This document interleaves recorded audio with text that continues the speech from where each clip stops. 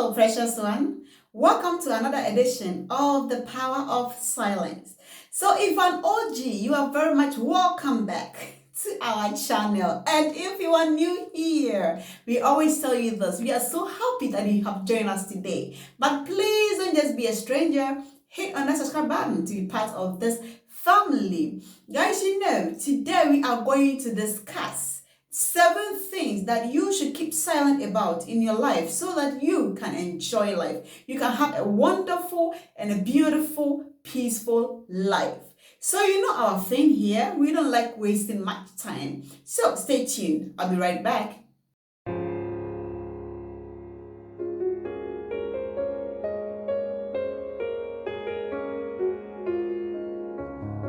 Alright, so welcome back. Let's just get straight into today's topic. But hey, wait a minute. Look at me. How am I looking? Am I not looking beautiful? Yes. I'm wearing my husband's t-shirt. So thank him for me in the comment section below. Alright, this is my husband's t-shirt and I think I'm looking very good in it. Alright, let's just get straight into the video. The first thing that I'm going to advise you to keep silent about in your life, in order to have a peaceful life, is your family problems. Things that you are going through in your family. Listen, everybody get their own problems. In fact, if you tell me what is happening to you, I'm not going to leave my own problem to come and solve it. If someone asks you how you are doing, that person is not really interested to know what is happening in your life. It has become a form of greeting. How are you has become a form of greeting. So you just say it without wanting to know what is happening in your life. So just respond that you are fine and go on. If someone asks you how you are doing, how are you? Don't start to tell them what you are going through, because trust me, they don't care. They don't want to know. They are facing their own problems. They don't want to know yours because they can't solve it for you. So let's take an example. Maybe your children are schooling. You've not paid their school fees this term. Things are very hard right now and you've not paid the school fees. So you went to the school to ask for permission from their headmistress, their headmaster, whoever that is in authority, all right? So you went to the school, you asked the headmistress, all right, I'm going to stick to one gender, headmistress, I'm sorry, you know me, I'm a hardworking woman, I'm a hardworking man. My children are coming to school. This time I've not paid their school fees. Please don't sack them. I'm on it. I'm working very hard. I'm going to pay it very soon. Now, they know you. They trust you. So they said, oh, don't worry about it. You just go and work. We know you. We know you will pay. You are not like other parents, so you will pay, right? So just let them come to school. I was about to say church. Praise the Lord, somebody. Come to school, let them come to school, all right? And go and work and then pay later. There you are, you went out there, and then someone was like, oh, things are very hard nowadays. And you'll be like, my sister, things are hard though. Things are very hard. Listen, my children are even going to school. I've not paid their school fees yet. I just went to the school to plead with their headmistress to allow them to come to school. I'm going to pay later. Who asked you? Who asked you? Is it not good enough that they see them going to school every day? Should you go out there telling people what is happening in your life? Is this person you're saying this to, is the person going to pay their school fees for them? No. The next thing you will know is that, hey, this person's children are going to school, they've not paid yet and they've not sacked them. I'm also going to the school and then ask permission from the headmistress to allow them to come to school. Listen, you complicate things for yourself. I'm not saying that if you are in a tight corner in your life, you shouldn't ask for help. No, the person that you will go to ask for help. Don't go out there telling people about your problems just because you love doing that. At the end of the day, your problems will be out there. Everybody knows what you're going through in your life. It is very bad. It doesn't speak well of you as a child of God. That is why I always tell you this, that this man out there is very confidential. Pray, talk to him, and do the best you can. The second thing I'm going to advise you to keep your mouth shut about is your relationship. Your relationship. Anything that happens in this particular relationship, everybody knows it. I'm not saying you should hide your significant other. It is good to post your husband. It is good to post your wife. Sometimes it is good for you to put your marital affairs out there, because it gingers others to know that there are good marriages out there that I should go for, and there are responsible men and women out there that I should aim at one. But you don't have to just tell everybody anything that is happening in your life. There are things that you should keep to yourself. There are things that you should put out there to ginger others, just as I said, to ginger them to know that there are good marriages out there. But anything that is happening in your life, in your marriage, everybody out there knows it. Listen, the fact that you have ignored the spiritual part of this world doesn't mean it doesn't exist. It does exist. So as a child of God, Christianity is spiritual. So to be at the safest side, you have to be spiritual in anything that you do. In fact, spiritualize everything in your life to be in the safest side. Trust me. Don't go out there to invite battles that you are not ready to fight. There you are, when you wake up in the morning, you even find it hard to pray to God. And there you are inviting battles that you are not ready to fight spiritually.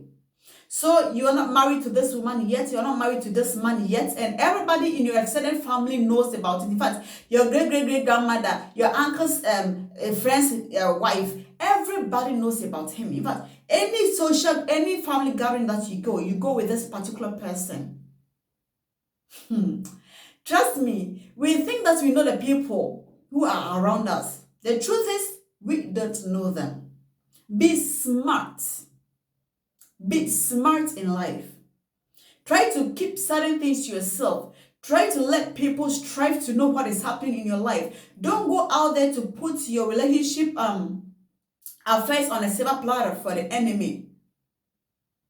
Know the things that you put out there about your relationship. Trust me, it is very good. And in this way, I love these celebrities who their lives are out there, but you don't know what is happening indoors. You don't get to know what is happening in their family. You don't get to know what is happening in their marriages. In fact, sometimes you don't even know who their children are. You don't even know who their spouse is. And it is very good. They have a healthy home. They have a happy home because the eye of the public is not on them. They don't speak all these negative things on them. You are in this relationship, and trust me, not every relationship ends in marriage. You are in this relationship, you are not studying yourself. And now along the line, you realize that this man is abusive. You realize that this woman is not a wife material. You want to go your separate ways. There you are now thinking, what is the world going to say? What is the public going to say? Because you put in our relationship out there. Everybody knows about it. In fact, every day you post head, you are the sugar in my tea. Life is meaningless without you. In fact, I can never live without you. All these sweet words we say when we are in love. And now you know that your relationship is hitting the rock. But you are worried right now. What are people going to say? They are going to laugh at us. They are going to insult me. I have to explain to them. Now you want to take a bold step out of this relationship, but you are not thinking twice whether to go or cope with something that you don't like. So in order to save yourself from all these things, just keep your mouth shut about your relationship. When you do that, trust me, you are going to enjoy your relationship. You are going to enjoy your marriage. The next thing that I will ask you to keep your mouth shut about is your medical studies. You have this problem medically, and everybody around you knows about it. Your neighbors knows about it. Your friends, your church members, your extended family, your great-great-great-grandmother, your great-great-great-uncle, your uncle's husband's wife, your uncle's husband's wife. How can your uncle get himself a husband? Sorry. Your uncle's wife's friend and near knows what is happening to you. Medically, they know it. What are they going to do for you? What are they going to contribute? In fact, this person cannot help you medically or spiritually. So why are you telling them? So you went out with your friends, they ordered something that the doctor has asked you not to eat. Then you go like, all right, so what do you have to do? You can just tell them that I don't want to eat this. I want to try something new. Or maybe, no, I'm okay. I'm fine. Just find an excuse. Find an excuse. Now you went there, hey, let's order this thing. No, I don't want to eat it. Oh, why? The doctor told me not to eat it. I have this problem in my stomach. And the doctor said, who asked you? Who asked you? As a Christian, we know that our ultimate healer is Jesus Christ. So you ask him to heal you and then seek help medically. Take medical treatment. But don't just go out there telling people who cannot contribute in these two areas, either spiritually or physically. They can't do it. So why are you telling them? What do you want to get? What do you want? The next thing is your good deeds. Your good deeds. Okay, so let me tell you this, all right? I know of a woman. She's a family member, sorry. She is a family member. And anytime this woman gives me something, I'll be like, nah, I don't want it. Even if I'm in need of that thing, I'll just say no, I don't need it. And when I feel like I'm saying no to her too much, I will just be like, okay, then I will take it and then go out there to tell anybody I see on the streets that she gave it to me. Because I know no matter what happens, they are going to know about it. She will go out there to tell everybody she sees that she gave me something. So I rather wait. And trust me, it is good if the person that you gave that thing to go around telling people that, hey, she gave me this, he gave me, it is good. If this one, you're not the one saying it, the person is very happy about it and she decided to go around telling people. So it is very good. Even the Bible tells us that what you are doing with your right hand, don't let the left hand see. So it is not good for you to do things for others and then go out there to tell people. So this woman, all right, so a woman, I'm not a good storyteller, but bear with me. A woman that I know too was passing with a bag. And I immediately knew that this woman did not buy the bag by herself. It was given to her. How did I know that? The one who gave it to her told me. So I was sitting down with her and someone that I don't know was passing with a bag. And she was like, oh, this bag, I used to have one just like this, but I don't fancy it anymore, so I gave it to this person. I was like, did I ask you? I did not tell her. I was just saying it in my head. I did not ask you. Why are you telling me? I did not ask you. I did not ask you. So this particular is either, this one that I'm talking about, is either she gives it to you publicly for everybody to see, or she will give it to you privately and then go out there to tell people that she gave that to you. And I'm not saying that, some people go to the orphanages, this thing that they do in a corporate way, when they want to go out there to do a good deed in a corporate way, I'm not against that one. Maybe you want to go to an orphanage and what you have is too little and you want people to help. So you put it out there like, there are people here who are suffering, they need our help. So anything that you have, you can just bring it. Let's go and then help them out. I'm not against that. That is not what I'm trying to say.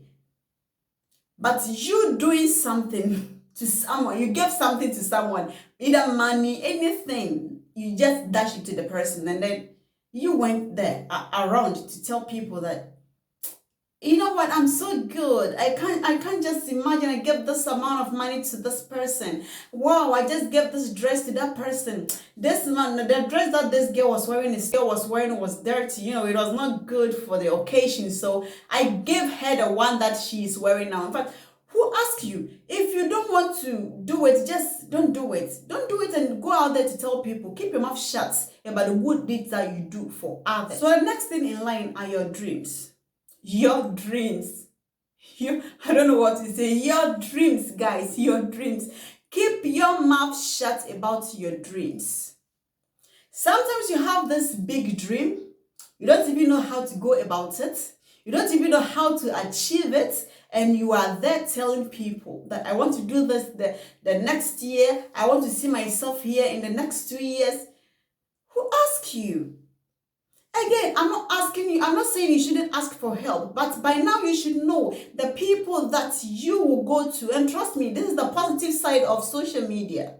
Now, anything that you want to do in life, you can just go online and then search and get some knowledge about it.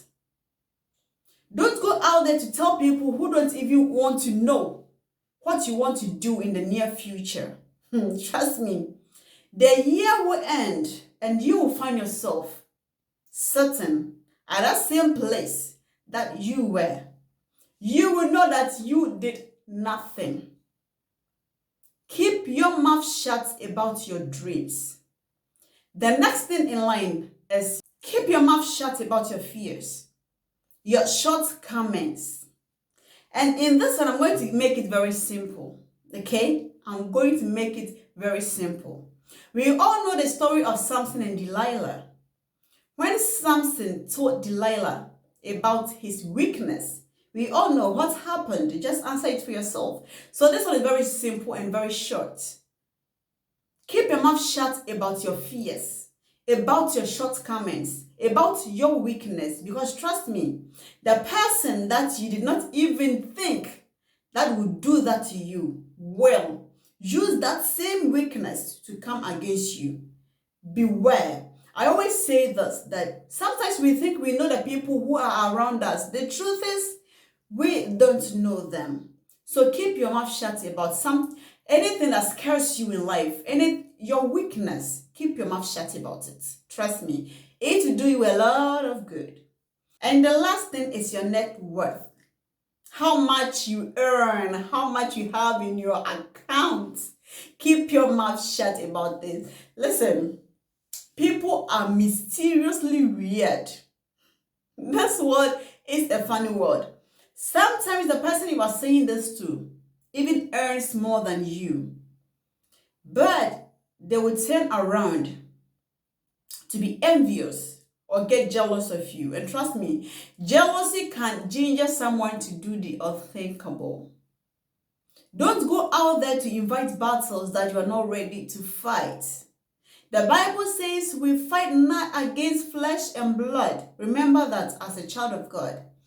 So don't go out there to tell people, if you're rich, they know. If you're poor, they know. So just keep quiet about all these things. Be smart in life. Guard your life so that you have a peaceful and a happy home. Be smart and select the right people to go to in times of trouble. And remember that you can be the best version of you only in Christ Jesus. Stay blessed. Take good care of yourself. And don't wait to get a reason before you get happy. Be happy all the time because happiness is a medicine for the body and the soul as well. Thanks so much for watching. And the final edition of this Power of Silence will come very soon. That is the importance and the benefits of being silent. Thanks so much for watching, guys. I really appreciate you. If you're not subscribed yet, what are you waiting for? Subscribe to my channel, like my videos, and share with your family and friends. So we meet again. I love you. Take care.